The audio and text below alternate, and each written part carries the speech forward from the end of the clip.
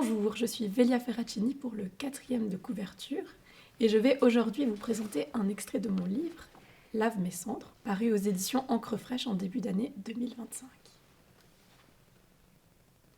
20 mars 2010. Quelques minutes avant minuit, le volcan s'éveille après 187 ans de sommeil. Le nuage pourpre dévale les flancs du glacier. Soleil dans la nuit, teinte vermeille dont l'incandescence effraie. La nature qui balaye tout sur son passage, telle une fontaine zébrant le ciel de jets crépitants. Rapidement, les autorités craignent que cette puissance surnaturelle ne provoque le crachat de sa plus imposante compagne, Katla, et l'on évacue les populations. Nous sommes envoyés chez un oncle, à l'est. La terre tremble, ondule, craquelle, les flammes liquides se déversent, lèchent chaque parcelle, avide de conquête, et ma vie prend un tournant.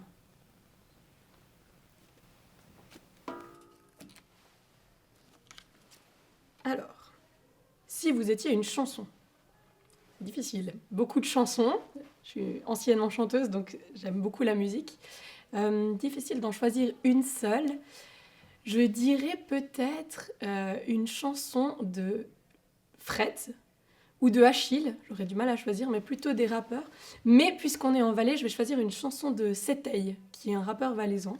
Il en a tellement des belles, mais peut-être Pastèque Feta Salakis, qui a un rythme enjoué, et je trouve que ça me représente assez bien. Quelque chose de fruité, avec l'idée d'être avec ses amis aussi. Je pense que c'est quelque chose qui pourrait bien me ressembler. Et le petit clin d'œil valaisan qui est important pour moi. Oh là là, c'est le thème musique. Si vous étiez un instrument de musique, alors là c'est beaucoup plus facile. Je dirais pas la voix, même si on pourrait penser à ça, mais je choisirais le violoncelle, très clairement. Qui est pour moi l'instrument qui a à la fois des éraillures et en même temps quelque chose de tellement rond, de tellement pur, et je trouve que c'est un instrument merveilleux. Donc voilà. Hop. Ouh là là, si vous étiez à une montagne, je choisirais le mont Fuji.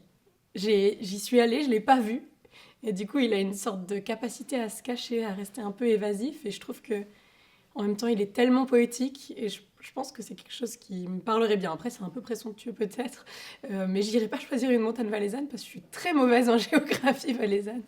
Donc voilà pourquoi le mont Fuji. Un moment de la journée. Alors, pas le matin, ça c'est sûr, mais plutôt, je dirais, vers 18-19 heures, la fin de journée, parce que c'est le moment où, d'une part, on retrouve les siens. Donc vraiment, pour moi, c'est quelque chose d'important, ce moment où on se retrouve à la maison, en famille ou avec les amis, etc.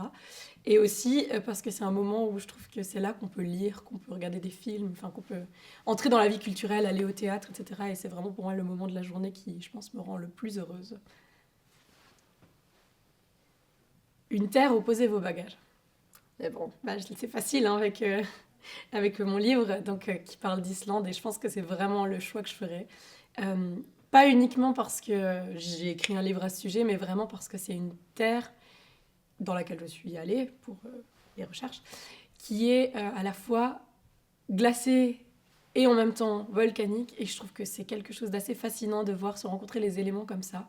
C'est un endroit, quand on y va, où on rencontre personne.